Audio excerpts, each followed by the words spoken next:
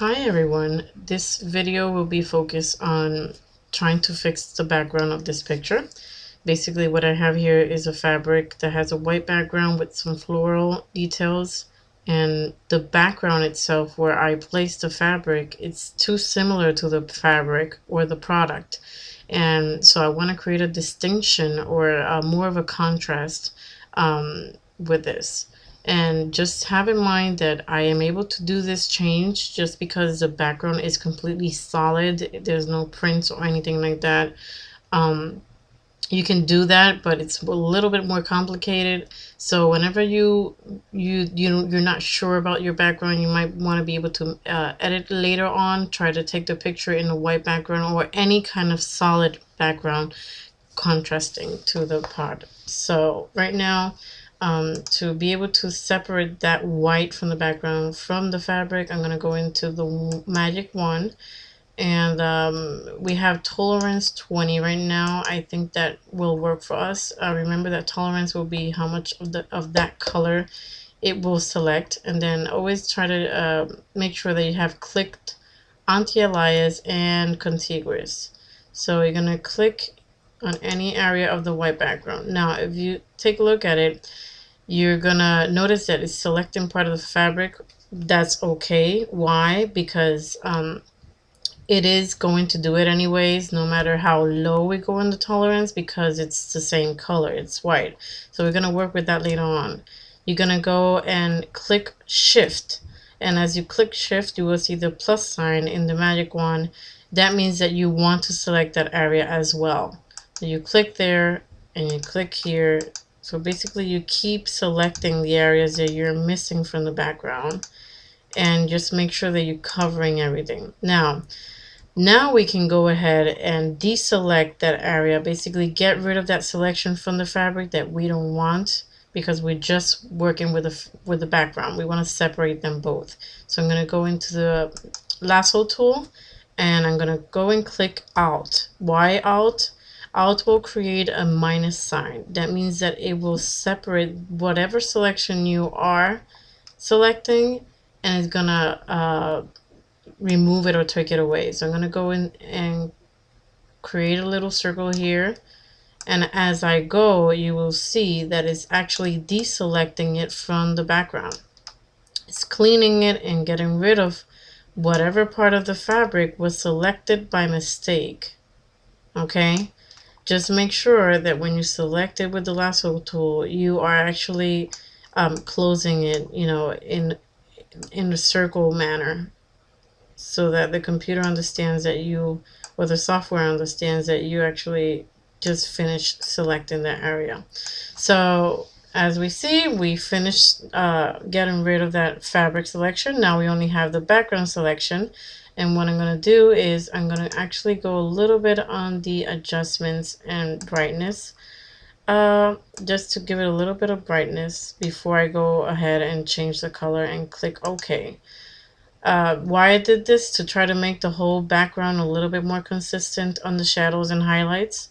And then I'm going to go into image adjustments, hue saturation. Hue and saturation, what it does is that you can change whatever color you have selected into a different color. So now I'm going to click on colorize, and what that does is it basically changes the background. And I'm going to work with the saturation bar and the hue, which basically changes the color to a different and then you can even go into the lightness and go a little bit down and give it a little bit of darkness.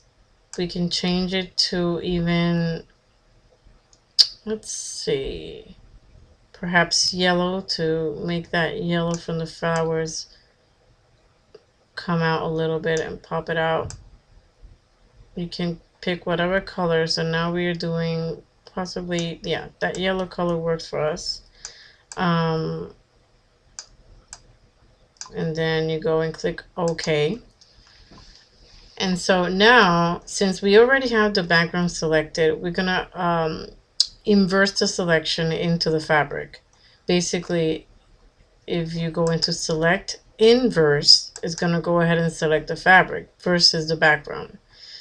And so now I can go ahead and make this white from the fabric a little bit more popping out. I'm going to go and click into replace color. Click on that white, which is actually coming out as a blue color. And I'm going to fix the lightness of it and go up a little bit. And now it looks more crispier and, you know, clear. And click OK. And then there we go. We have a nice yellow background that's helping the fabric coming out, you know, and be more contrasting with the fabric itself. I hope you guys enjoyed this, and thank you very much for visiting my blog. Hi everyone. Today I'm going to be showing you how I organize my pictures in Photoshop when I have several pictures of one product. I'm going to open here my file, open, and for instance I have several pictures of the same fabric. At this point I have probably about 8 shots or more from the same fabric, so I'm going to go ahead and pick all these pictures and open them.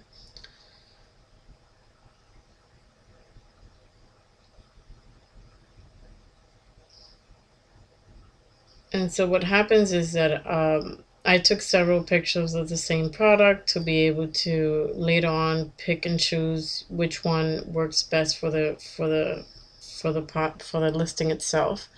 At this point, I want to be able to take a look at all these pictures at the same time, meaning, you know, side by side.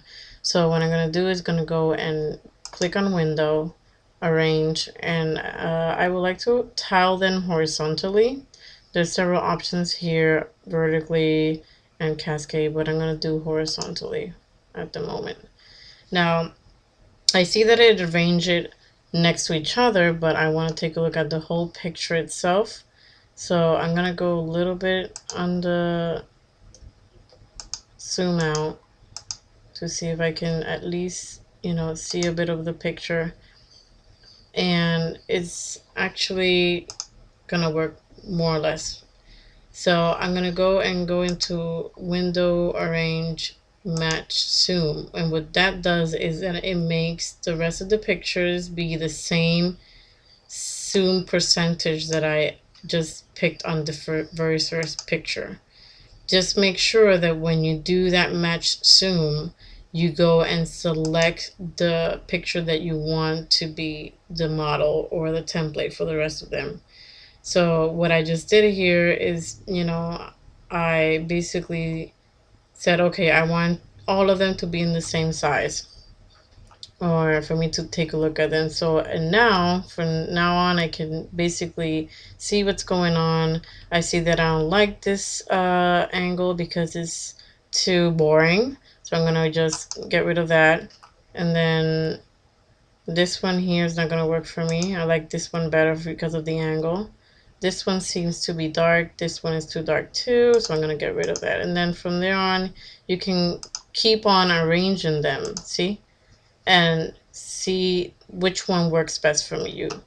And that's about it. I hope you guys enjoyed this tutorial, and stay tuned for the next ones. Thanks.